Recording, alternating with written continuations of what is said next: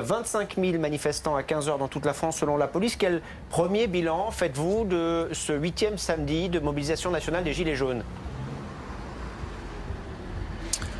Bonsoir. D'abord, je m'étonne qu'avec les moyens dont dispose votre chaîne à travers toute la France, vous soyez malheureusement contraint depuis maintenant plus d'une demi-heure à diffuser des images de 3 scooters et une poubelle incendiée. Si vous avez, et c'est votre vocation, normalement le souci de l'information, je tiens à votre disposition de multiples images des mobilisations qui se sont tenues aujourd'hui dans le pays, de la place du Capitole à Toulouse qui était pleine de cette mobilisation pacifique, des images de la mobilisation à Lille aussi où on a vu un orchestre, on a vu une fanfare de Gilets jaunes se produire avec une farandole, c'était dans une ambiance tout à fait bon enfant. Donc pour répondre à votre question finalement, eh bien je vois que le mouvement s'étend et s'approfondit suite aux vœux du président et suite à la fin de non-recevoir qu'il a adressé aux revendications justes des Gilets jaunes. Et on peut se retrouver comme ça à commenter finalement toutes les semaines la même chose tant que le gouvernement n'entendra pas donner de réponse politique, puisque il y a 10 minutes à peine, l'un de vos intervenants sur ce plateau disait que ces manifestations, le plus gros problème c'est qu'elles n'avaient pas de mot d'ordre. Eh bien si, il y a des mots d'ordre.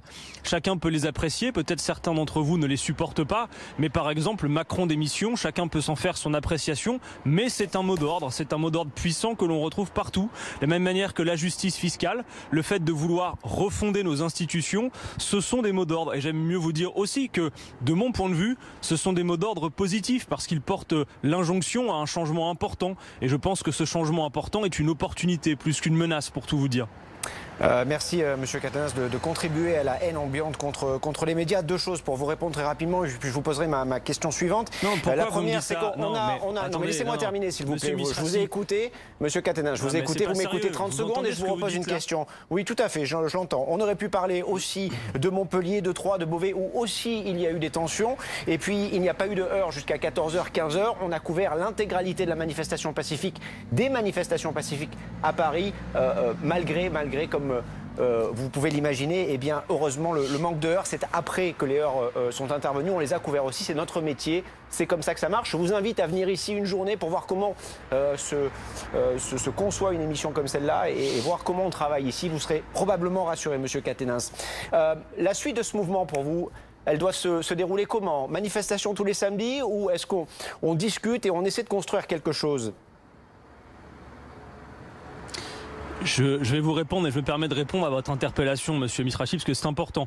Je veux vous dire une chose. Vous avez plein de gens aujourd'hui qui ont fait l'effort de se mobiliser. Parce que pour plein de gens, se mobiliser, manifester pacifiquement, parfois se déplacer, faire des kilomètres, ça représente un effort. Puis, parce que pour certains, ils le souhaitent, quand ils rentrent chez eux, ils allument la télévision et ils espèrent voir un retour de ce qu'ils ont fait dans la journée, qui leur a coûté parfois. C'est de l'argent même de se déplacer pour pouvoir manifester.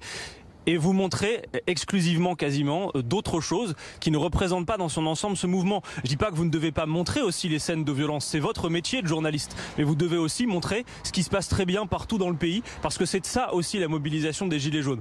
Donc pour vous répondre, la suite de la mobilisation, moi je crois profondément qu'Emmanuel Macron n'a pas 36 solutions devant lui.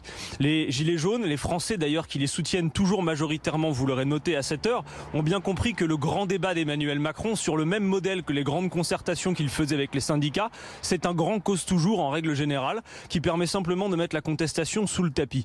Il y a donc des revendications claires. Elles n'ont quasiment pas varié. Elles se sont consolidées, elles se sont précisées, mais elles n'ont pas varié. D'abord, la justice fiscale. N'est-il pas temps de mieux répartir l'effort entre tous? Ça semble extrêmement urgent. Ensuite, la question de la refondation des institutions, parce que le peuple, et c'est positif, vous faites partie de ces commentateurs qui, de scrutin en scrutin, se plaignent aussi, comme nous tous, à raison. Non mais vous êtes journaliste et vous vous plaignez régulièrement et vous avez raison, vous constatez l'abstention qu'il y a de scrutin en scrutin, c'est-à-dire cette grève civique, les gens qui se détournent de la politique. Et bien avec ce mouvement, le peuple entend se réapproprier la chose politique au bon sens du terme. Ça devrait vous réjouir comme nous tous, parce que c'est positif. Ça doit prendre bien sûr une forme qui peut être différente que la mobilisation, qui est le temps de la contestation, mais ça doit nous réjouir que de voir les gens de nouveau se remêler de politique. D'autant plus ces gens qui ont des difficultés extrêmement graves dans la vie de tous les jours, des gens qui ont leur toit qui menace de leur tomber sous la tête, qui n'ont plus d'eau chaude, qui n'ont plus de chauffage chez eux, pour qui la fin du mois commence le 10, qui n'arrivent pas à nourrir leurs gosses. Voilà ce qui s'exprime. Alors Emmanuel Macron peut toujours botter en touche, espérer un grand débat, espérer que la répression fasse son œuvre, que les images exclusives de violence qui existent, je ne les nie pas, mais qui ne représentent pas l'ensemble de ce mouvement, fassent en boucle les chaînes d'information. La réalité est toujours là, c'est que les difficultés sociales demeurent et que ce gouvernement n'y répond pas. Pire, par sa politique, il les aggrave. Vous savez, ça dépasse le cadre de nos désaccords politiques, ce dont on est en train de se parler là. C'est un moment historique et il faut se hisser à la hauteur de ce moment. On ne reviendra pas à l'état précédent. C'est pour ça qu'on peut se retrouver toutes les semaines pour faire les mêmes commentaires. Il faut une réponse politique à la hauteur du moment. On ne reviendra pas à l'état précédent. Ça n'est pas une crise, puisque le mot crise supposerait qu'on revienne à l'état précédent. Il y a un point de rupture qui peut être salutaire, si tant est qu'on y apporte une réponse politique juste, calme, tranquille. Je l'appelle de mes vœux. La réponse politique, c'est votre boulot, Monsieur Caténins. Merci, Monsieur le député, d'avoir répondu à nos questions.